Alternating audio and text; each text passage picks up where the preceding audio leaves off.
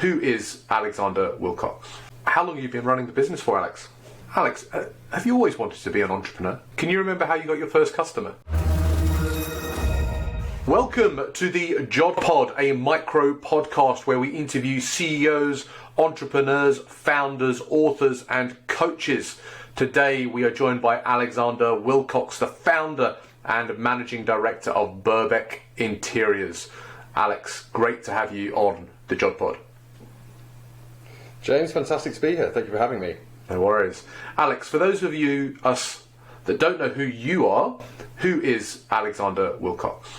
Well, I'm the managing director of the Burbeck group of companies, which comprises three businesses: Burbeck Capital, Burbeck Interiors and Burbeck Project Management, all associated with the high-end property industry.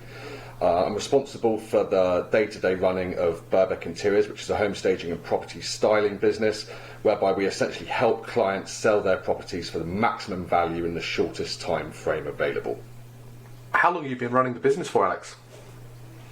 So the group of companies is now 7.5 years old. The property development business Burbeck Capital was the first business we established. Burbeck Interiors is now 5.5 years old. In that time, it now has grown to employ 20 permanent staff, 3 contractors. We're based in southwest London with 15,000 square foot of warehouse space. The premise of the company is we rent furniture to our clients to make their properties look significantly better, or to basically aid the marketing of said properties. And to put some of that in context, we do about 100-120 installations a year. So we'll go and dress 100-120 houses or flats across central, Greater London or the southeast of England with all the furniture that we have in our warehouse throughout the year. Wow.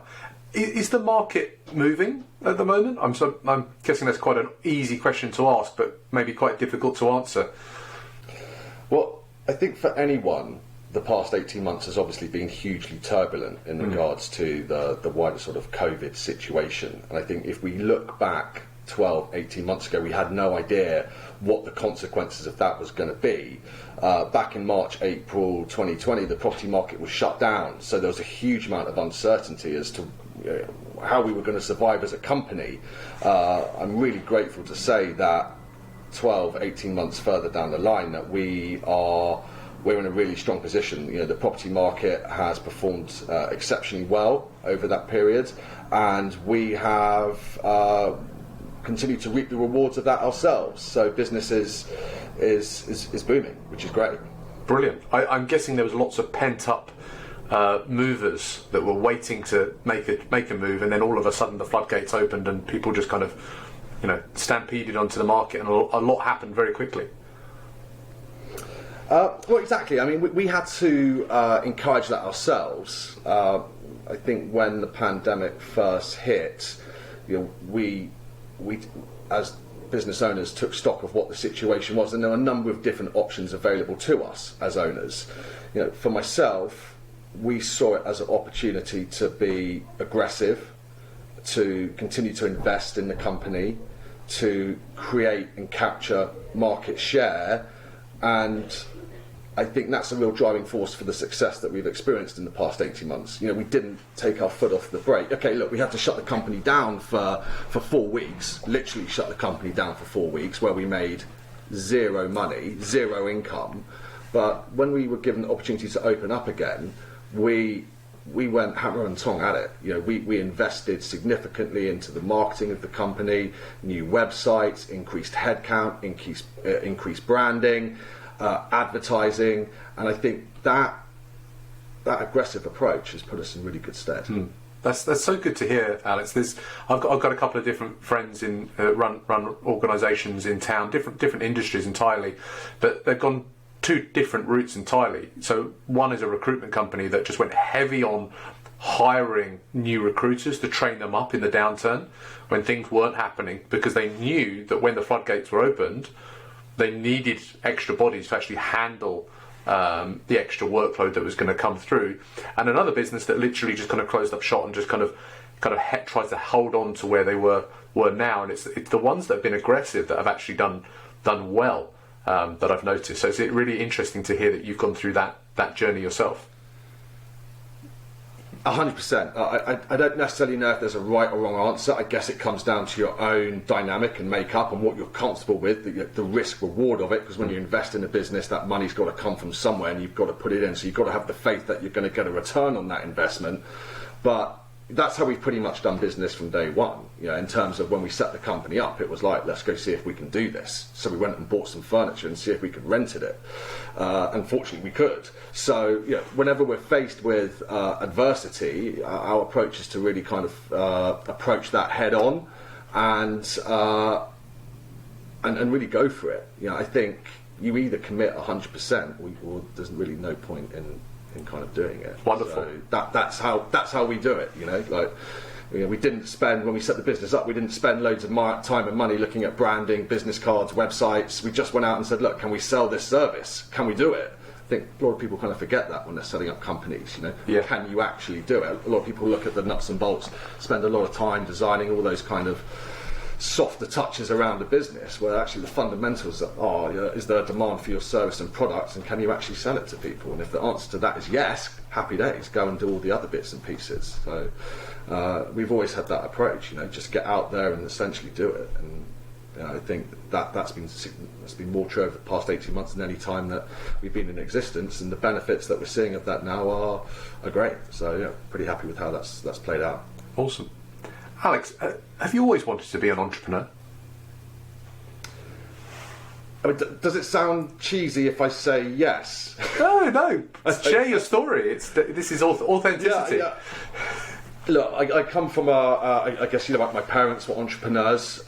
It was a lifestyle that I was fortunate to be exposed to from sort of day one. I saw the upsides of it and also the downsides. I've never felt a calling to be an accountant, a vet, a lawyer. At university I studied history. What are you going to do with that? I studied history because I loved it as a subject. I didn't study it because it could benefit my life going forward. But I've always felt a calling to it. I didn't put too much pressure on what industry or field that was going to be. I'm not one of these tech entrepreneurs who set up a company at 12 and sold it by 18. I went out into the business world, learned a specific skill set, which was sales. For me, I think if you can sell, then you can pretty much do anything. And then over a period of a professional career of sort of 12, 15 years, this is what's materialised for me. And it was a kind of marriage of skill set, chance, opportunity to actually then go out and do it. And I took it. Awesome. There we go. Awesome. Can you remember how you got your first customer?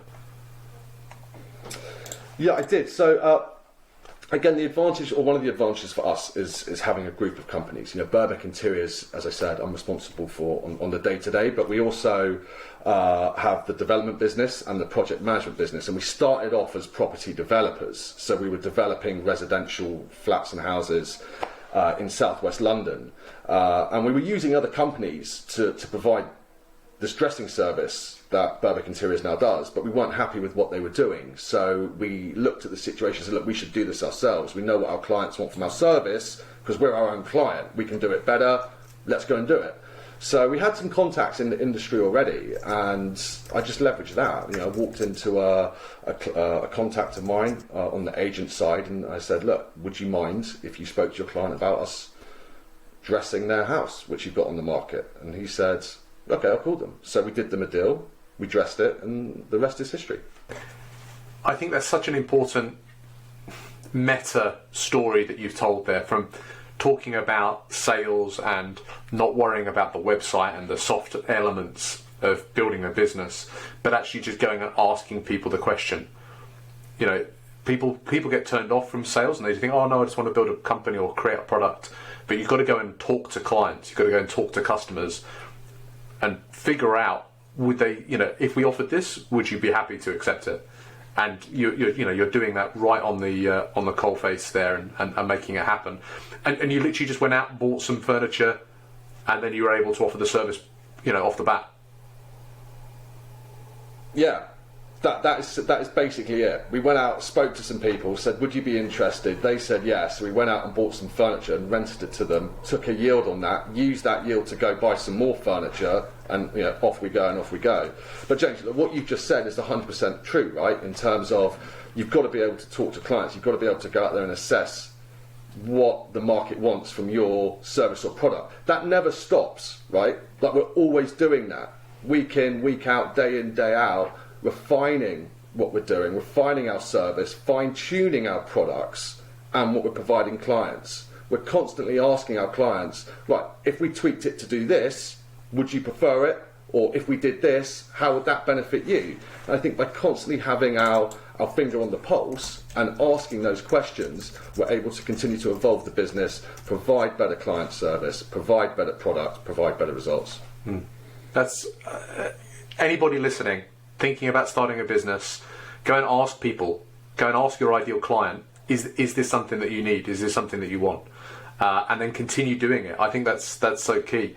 I speak to a lot of entrepreneurs, founders, that are builders, they're creators. They build a product or a service, but their marketing or sales strategy is head in the sand. It's build it and they will come, rather than go out and talk to people. And it's wonderful to hear someone with your energy and your experience talking about just going out and talking to people and making stuff happen off the back of that. Thank you for sharing that story. Who's the kind of client that would actually need a dressing service? I'm guessing it's going to be quite a prime level or super prime level property or agency that would engage your services. The price point sounds high for our service. So our average dressing cost is £10,000. But when you start looking at the figures behind that, in terms of the properties that we get involved in, the price per square foot they sell at, the GDV of a flat or a house selling for millions of pounds, actually the investment in our service and the potential upside and benefit it can bring, for me, is an absolute, it's a no-brainer. It pales in comparison to the actual headline figures of selling a £4 million flat and spending £15,000 on dressing it. It's an obvious decision and deal to most people. But our clients range, there's quite a wide range actually. So we work with a lot of developers, both large SME developers who are developing flats or houses or renovating, if you will, where they will do all the hard work in terms of building it, putting all the bathrooms, kitchens in, and so forth, and then we come in and provide all the softer touches to really kind of bring a sense of purpose to the rooms and a sense of feeling and soul. So sort of new build clients, if you will, we do a lot of work with. But then there's also a lot of clients, especially across central Greater London, where they would have maybe rented a property out for the past 5, 10, 15 years. The time's come to sell it. The tenant's taken out all their furniture, so it's tired, it's empty, it's not showing its best. Again, we'll go in and then put a full-blown interior scheme in to make it look as good as possible. That's fantastic. Listen, Alex, it's been such a great story and really interesting to find out about different kind of businesses that exist out there. It's one of the pleasures of doing the JOD pod is talking to people that do businesses across so many different sectors. It's been really interesting. Thanks for sharing that. Are you happy to answer some quick fire questions now? Sure, shoot away. What's the app or SaaS product that you use every day? I think my two favourite apps are my podcast app, because I love listening to podcasts, but also it's a really basic one, but my NatWest banking app. I think as an entrepreneur, being able to have live access to your cash flow just didn't exist in the 80s or 90s. I can check exactly what's going on any minute of any day, and I think that's awesome. I think it's a great tool for us to have. Wow, that is a first, definitely as a recommendation. So you're talking about the NatWest, is it business banking app, or is it just the standard app that you're using? I think it's just a standard app, but you think about the live information you get as a business owner. You can literally go on to your accounts and get live updates as to what's been paid, where the money is, where your cash flow. Cash flow is key when you're running a business, right? I think it's a really underrated app. You know, for all the faults of banks, I think, you know, to be able to do that, like our parents weren't even. If you wanted to do that in the 80s, you had to go to the bank. You had to walk to the bank, join a queue, and ask. Amazing. You'd have to be friends with your bank manager just to understand what was going on. It's really, interesting take, Alex. Thanks for sharing that. What's your most recommended book? I read a lot, James. It's almost a meditative escape for me. It's one of the things that really takes me out of all the stresses of running a business and having a young family and so forth. So I do read a lot. I don't necessarily have favourite books. I have favourite authors, people like James Elroy, Don Winslow, Philip Kerr. Best book of 2021 so far is probably Don Winslow's Broken. It's fantastic. I listen to a lot of audiobooks when I'm running and travelling, so that's where I get my kind of business hit.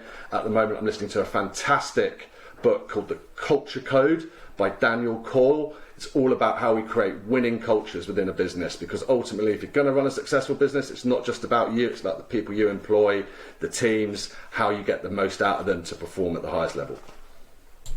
Some great recommendations there. I think that's a really interesting take as well about reading as being a meditation, because I've certainly experienced that when you're sat there and you're reading a book, that's when ideas hit you, and it's particularly if you read multiple books at the same time, there's a kind of cross-pollination of ideas, and it can come up with some really unique insights.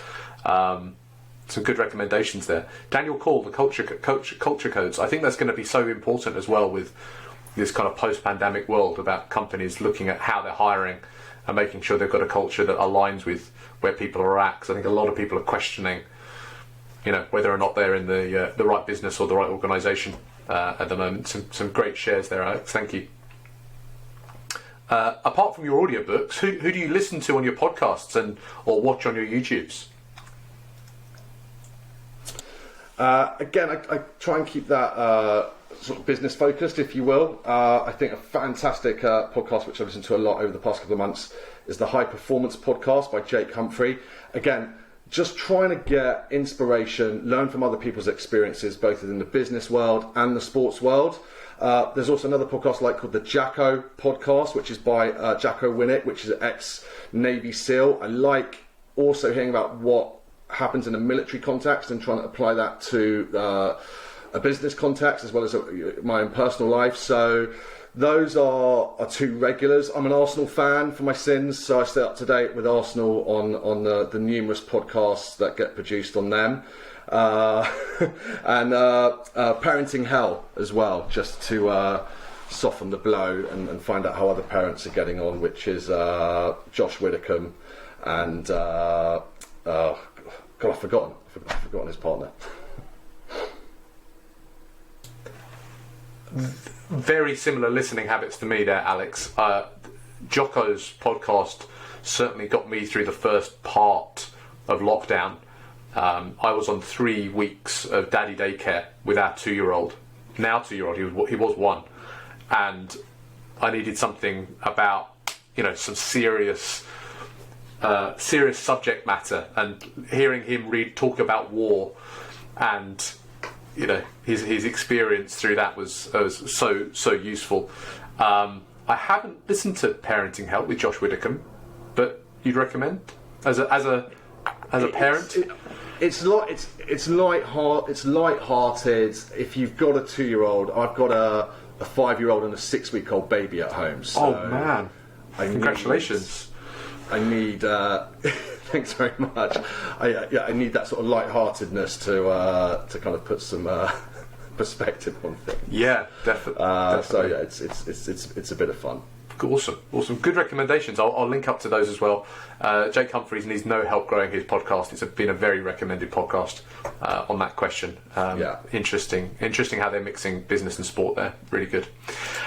Who's someone? Have you listened to the Jacko Top Gun episode?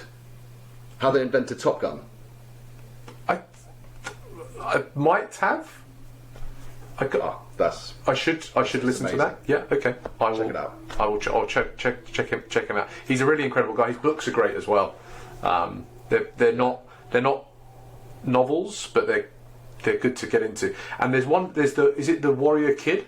He's done some kid books. I've got them, but my 2-year-old, he's not quite of the age yet to talk to him about handling bullies at school and such like. So I'm sure that will come in the future. Here we go. Who should we be keeping an eye out of? Who's an up and comer in your industry? James, I'm going to say us. I'm sorry. You may want me to say it's one of our competitors, but look, I think it is us. You know, it's when we set this business up 5.5 years ago, there were a couple of companies who had been around for 10, 15, 20 years, but in terms of what's been going on over the past 5.5 years, I really feel like we're kind of driving a lot of the innovation in this space and providing cutting edge design, and have captured a lot of market share from those competitors over that time frame.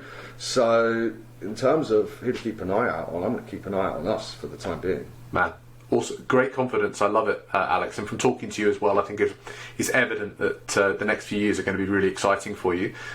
Anything planned? Anything that you can share with us about what's next?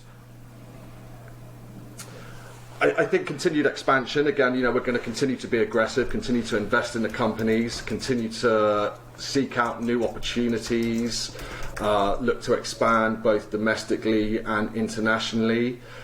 We've got some really exciting campaigns about to get up and running in terms of looking at advertising in different countries as well. So, yeah, for me, it's the same story as it's always been. You know, to continue to just get out there and do what we do and see what works and what doesn't work, and evolve and adapt on a daily and weekly basis to hopefully make the company as successful as we can be. That's awesome, Alex. I again very excited about what the next few years hold for you. What's the best way for people to get in contact, maybe as a potential client, if someone's thinking about needing to use your services, or they're maybe thinking about getting into business and maybe to reach out and just to pick your brains about some ideas? We've got all the channels. The websites are great and super informative about the services we offer. You've got www.burbeckgroup.com. You've also got www.burbeckinteriors.com.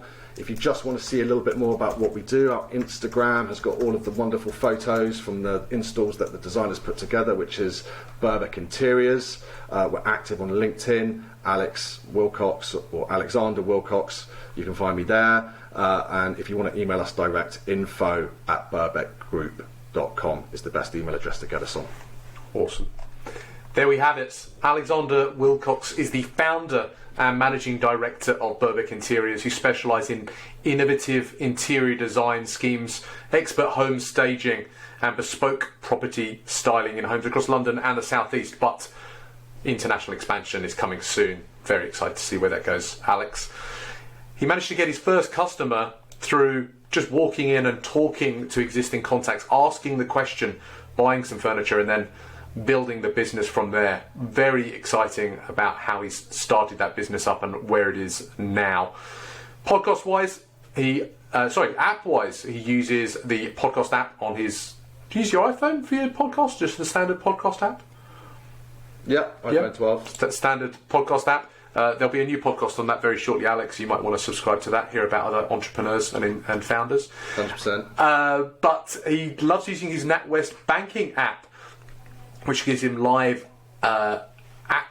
information and action that's going on in his company. If you talk to any business owner that has been around or survived for a number of years, cash flow is king, and having instant information on that part of your business is key. Sounds like Alex uses that app an awful lot. Reading wise, Alex spoke so quickly I can't remember all of the books that he's recommended, but I'm sure I will put the links to most of them in the show notes. But the audiobook that he's listening to at the Mocha, The Culture Code by Daniel Coyle, sounds particularly interesting, something that I will be getting my ears into shortly. He loves listening to a few different podcasts. There's the High Performance podcast from Jake Humphreys, the Jacko podcast from Jocko Willink, various Arsenal mid-level table podcasts about Arsenal Football Club, and then there's parenting help with Josh Widdicombe, something that I can empathise with an awful lot, something to listen to. When do you have a chance to listen to all these podcasts and audiobooks, Alex? Do you travel? Do you run? What are you doing? When I'm running, 100%, and also when the 6-week-old baby wakes me up at 4:30 in the morning. Yes, it's quite a good time to tune in. Good parenting tip there for anybody that's listening and expecting a new baby soon. And we should be keeping an eye on Burbeck Group. Alex, you listen to him, you hear his energy, hear his ideas coming through. I think the next few years are going to be very exciting for him. Expansion, investment, and international clients coming through. I think it's going to be very exciting to see what happens with him. And you can check out everything that's going on with Burbeck Group by heading to burbeckgroup.com. That's BURBECKGROUP.com, or Burbeck Interiors if you're interested in that particular side of the business. And head over to LinkedIn, search for Alexander Willcocks. That's ALEXANDER space WILLCOCKS. Drop Alex and say that you've heard about him on the JOD Pod. I'm sure he'd be happy to have a conversation with you. And if you're more visual, check out their Instagram page, Burbeck Interiors, all one word, BURBECKINTERIORS. Alex, thanks for joining us today on the JOD Pod. Thanks for having me, James. Absolute pleasure. And thank you for joining us today on the JOD Pod. If you've been inspired by Alex's energy and his story, and you don't want to miss out on any of these future episodes with founders and entrepreneurs, you need to play the YouTube game. You need to hit subscribe, you need to hit like on this video, and hit the bell so you get a notification every time a new episode is uploaded. And why not ask Alex a question in the comments below? From starting where he did to building up a business that is now looking at international expansion, I'm sure a lot of you who are watching this are thinking about starting similar types of businesses with similar kind of goals in mind. Drop Alex a question below. It helps out the video, helps out Alex, and it helps out the channel. It brings a little bit of joy and altruistic happiness into your lives. Please be inspired by what Alex has been speaking about today. Go and talk to customers, go and talk to businesses that might potentially use your service and experiment. Nothing to lose. Please be inspired, go and build something for yourself and inspire the next generation. Thanks for joining us today on the JOD Pod.